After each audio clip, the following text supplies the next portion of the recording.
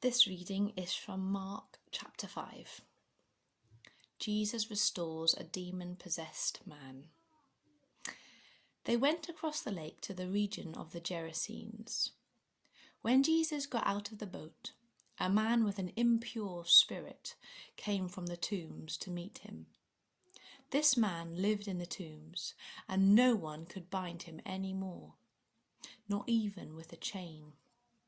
For he had often been chained hand and foot, but he tore the chains apart and broke the irons on his feet. No one was strong enough to subdue him. Night and day, among the tombs and in the hills, he would cry out and cut himself with stones. When he saw Jesus at a distance, he ran and fell on his knees in front of him. He shouted at the top of his voice, "What do you want with me, Jesus, Son of the Most High God? In God's name, don't torture me." For Jesus had said to him, "Come out of this man, you impure spirit." Then Jesus asked him, "What is your name?"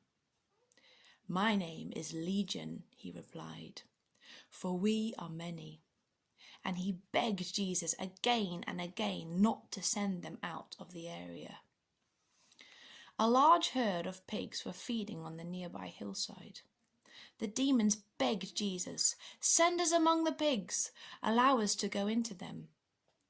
He gave them permission, and the impure spirits came out and went into the pigs. The herd, about 2,000 in number, rushed down the steep bank into the lake and were drowned. Those tending the pigs ran off and reported this in the town and the countryside, and the people went out to see what had happened.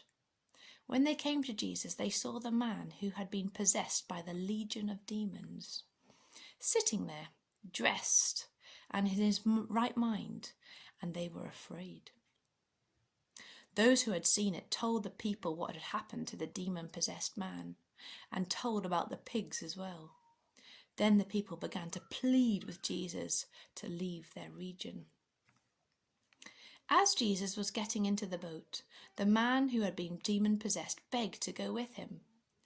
Jesus did not let him, but said, "Go home to your own people and tell them how much the Lord has done for you, and how he has had mercy on you." So the man went away and began to tell in the Decapolis how much Jesus had done for him, and all the people were amazed. Jesus raises a dead girl and heals a sick woman.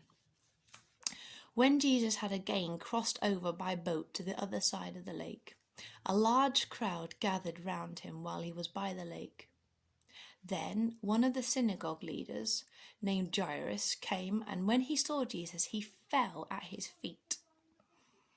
He pleaded earnestly with him, "My little daughter is dying. Please come and put your hands on her so that she will be healed and live." So Jesus went with him. A large crowd followed and pressed around him, and a woman was there who had been subject to bleeding for 12 years. She had suffered a great deal under the care of many doctors and had spent all she had. Yet instead of getting better, she grew worse. When she heard about Jesus, she came up behind him in the crowd and touched his cloak, because she thought, "If I just touch his clothes, I will be healed." Immediately her bleeding stopped, and she felt in her body that she was freed from her suffering. At once Jesus realized that power had gone out from him. He turned round in the crowd and asked, "Who touched my clothes?" "You see the people crowding against you," his disciples answered, "and yet you can ask, 'Who touched me?'" But Jesus kept looking around to see who had done it.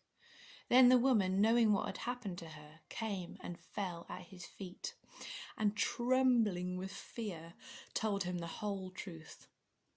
He said to her, "Daughter, your faith has healed you. Go in peace and be freed from your suffering."